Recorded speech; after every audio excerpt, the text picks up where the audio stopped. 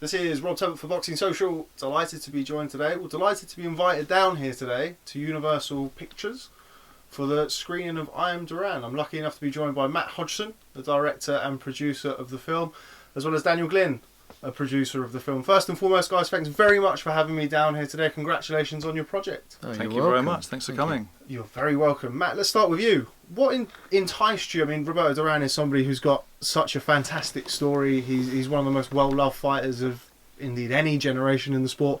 What was it that in particular appealed to you to make this film? Well, I think that Dan and I, we're constantly looking for stories, sports stories that we can underpin something else to.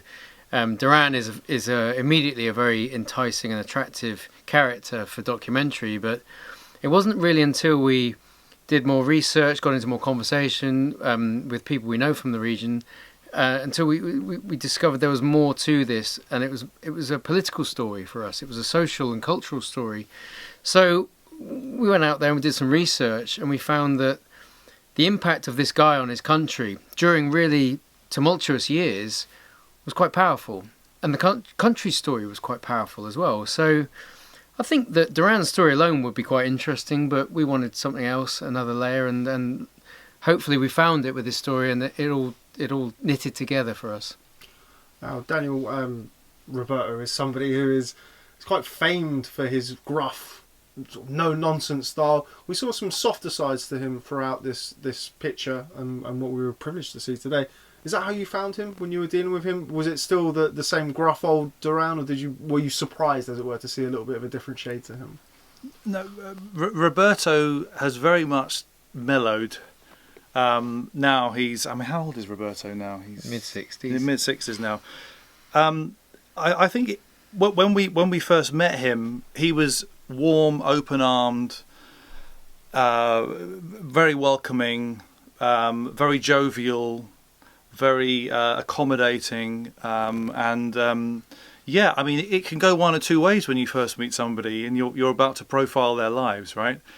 But he was very honest from the beginning when we first met him, and then obviously the interviews and the making of the film continued, and he gave. After that initial meeting, we did this. There was an initial interview quite early on, which is more research based, right? Mm-hmm. And then we went back and followed that up with a second and third interview, and he gave, I would say, one of the most honest and warmest interviews I've had the privilege of seeing him, give on camera. You said you never really know how far people will open up in these situations, particularly when they're talking about themselves, which is obviously one of the hardest things to do. And he really delivered on that, and hopefully that comes across in the film. That it's hopefully an honest portrayal of his life and Panama as well, the story of Panama and America. But hopefully that warmth and that jovial personality is clear. But to caveat that as well, he's also brutally honest at times with himself. In the interview he gave about the NOMAS situation, there's some very poignant moments in that interview that if I was ever being interviewed and someone was asking me about such a significant moment in my life, I would probably try and skirt over and maybe give you a headline. But he really allowed us to investigate that and pull back a little bit more into that particular situation. That's something that, I mean, the No Mass fight is arguably, despite a career with so many wins, is arguably his most famous fight. I actually don't think it's very much arguable. Matt, in your role as a director, how pleasing was it for you, as Dan says, to get that side of him? We've seen Roberto talk about the No Mass fight at various different stages throughout his life without spoiling the film. This is probably the most honest I've seen him on that subject. How pleasing was that for you as a director to get that from him? It's pleasing to hear that, and I've heard that before. I think that as a director, you always want more, but you've got to be realistic. And we knew going into that day of interview, we were going to talk about No Mas. We knew we weren't going to get a definitive. You're not going to get the moment that everybody craves. And I think that's partially down to the fact that he still is confused about it himself. He gets agitated. He gets agitated by the confusion of it, if that makes sense. So I think that maybe, you know, I was in Panama last week, and a lot of people were talking about that part of the interview, saying, oh, you know, you got him, if not verbally, sort of showing something, certainly visually. And I think that a lot of people have maybe put that down to the fact that we are a foreign crew, as bluntly as that. Like we're, you know, we get a bit more license maybe, and we can probe in other areas, and it's not so sensitive for him. It's not so itchy because it's not so close. It's not like a Panamanian asking him about it. So I think that we were allowed a bit more latitude from him on that, which was always a pivotal part of our interview. And I think looking back, yes, that I would always want more, as I say, but we can't complain because reading between the lines, particularly physically in his facial expressions and his twitchiness, you can see just what it means to him. And that's about as good as you're going to get, I think, as an answer on No Mas from Roberto Duran. I think I'd agree with that. I think I'd certainly to echo those thoughts, the little facial twitches and the fact that it was difficult for him to talk about. It's more kind of what he didn't say as opposed to what he did say that was very revealing. Dan, I mean, you've both been to Panama as recently as last week to premiere the film. If you can, how big is Roberto Duran in Panama? I mean, it seems like he has this kind of demigod status that you rarely see from, let alone a sports person, anybody from a country. What was the reception like when you're bringing this film there about their icon, their hero? Roberto is huge. I mean, he's probably the biggest thing in Panama. People still respect him, everything he's achieved, the significance he has to the nation. He always talks about the people, you know, his people, his Panama. He's kind of royalty out there in many ways. Yeah, would you agree? It's a funny one because wherever you go in Panama, everyone says, you get into a conversation, oh, I know Roberto, and they bring out a phone with a photo of him. So everybody's his best friend in Panama, but obviously that's not the case. So he is royalty, but he's kind of like the everyman royalty. Everybody relates to him, and he allows that. And I think it's natural. I don't think that's by design. And as a consequence, that's where his popularity comes from. You know, everybody can relate to him. Everybody feels that he is one of them.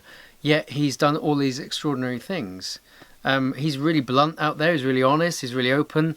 And the more he is sort of like open with his flaws and his sort of honesty, the more popular he becomes. And not many people can get away with that. The more human he is, yeah. You know. Yeah. When we were filming one of the sequences in the film, he's on a scooter and he's moving around the Chorrillo where he was born. And we were told, you know, as people coming into Panama, that Panama is a wonderful country. It's very safe. The Chorrillo is probably one of the sort of the harsher areas, the harder areas. And we got there and we didn't feel any threat, any uncomfortable situations or anything in the filming. But having Duran there was like a pass to being welcomed and accepted by the local people there. And we walked into where he has a lot of friends. There's an area there where there's a bar and this sort of, I guess you'd call it like a social area where he goes and hangs out with his friends. And you know, as soon as he walked in, literally about 20, 30 people would walk up to us and welcome us, hand us a beer, you know, come and sit down, let's talk. And we're trying to film, you know, get some great footage of, you know, of where he grew up and that sort of thing. It was a lovely moment, quite special actually. So, Matt, one of the things that I found very intriguing, and for those people, I'm trying to tread carefully not to ruin spoilers, but we were joined in the documentary by Robin, who's obviously Roberto's son, was quite interesting to me, and it's something that I've always seen, being a boxing fan and seeing Roberto on camera, is his kind of, he does have that little bit of childlike to him, And it was very interesting to see various people talking about watching cartoons and things like that. Did you still get that from him? He seems like a very playful, gregarious character, not necessarily the macho man all the time. Is that a fair thing to say? Totally. I mean, I define it this way. There's Roberto the boxer and Roberto the man, and they're pretty different. Actually, they're contrasting. Roberto the boxer he's macho. He's quite spiky. He'll never give an inch as far as any humility goes, and then Roberto the man is the opposite. He's very humble. He's very childlike. He's quite sweet. He's emotional. That's what makes him such a fascinating character, because there is this switch on him and I think maybe a lot of it comes from his upbringing, from the streets. You have to be macho. You have to fight, survive, get out of there. But you're also a little kid, and you're never told you're going to make anything. So in sport, you can accept that, but in life, it's harder to accept that you actually made something. You've got some significance. So I see this difference of him in these two elements of his character for sure.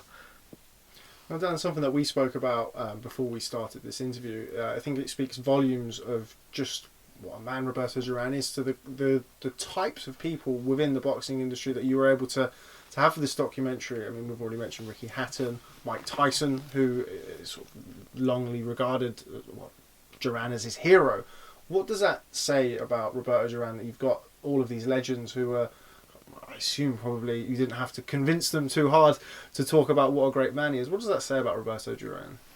Well, it says everything, doesn't it? I mean, in the film, we've got the likes of Robert De Niro, we've got Sylvester Stallone, we've got Sugar Ray Leonard, we've got Don King, we've got Bob Arum, we've got Ricky Hatton, we've got Lennox Lewis, and I would like us to take full credit for this and our wonders of being as producers, but you're absolutely right. That I think it's testament to the power of the name Roberto Duran, the respect he still commands with these people and these individuals, and oh my God, 10 minutes.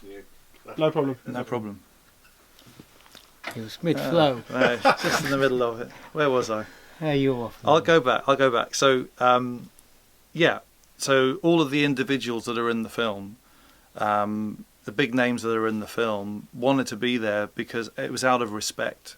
And for his achievements in the ring and outside the ring. We've got the last interview with Manuel Noriega on camera. Matt and producer Pat was out there, went to the prison and interviewed Noriega. Now, I think this was about 4 or 5 months before he actually passed away.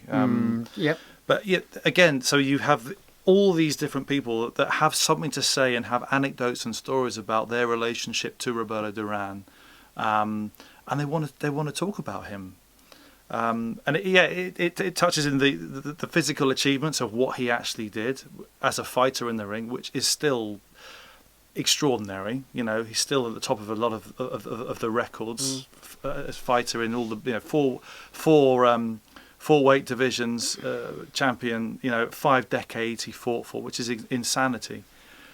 But that aside, people warm to him and they want to talk about him, and I think we got a lot of these individuals because they wanted to talk about him, not because we asked them to do it. Okay, well, just before we go, and just before I ask you to plug your very, very good documentary, Matt, well, I'm going to ask you both. If there's one memory that you have from this 5-year experience with Roberto Duran, I appreciate it might be very difficult, particularly putting you on the spot like this, what would it be? God. That's a very good question. You're blessed with the opportunity to sit there and think while Matt is on the spot. So, I mean, I think for me, this was a complex narrative to take on, a complex story to take on, and it would be unfair to pinpoint one moment, but every moment topped the last moment is all I can say. So getting Roberto in the first place was epic for us. We had this idea of a duality of character with Noriega and Duran, and I think getting Noriega in the bag for us was a very big moment for us, just to complete and make it Yeah, make it a more complete documentary. Give it a balance as well, to hear his voice as well as Roberto's. But yeah, then the other moment would be finishing it, I guess. Finally. That was quite nice. Yeah, same question. Yeah.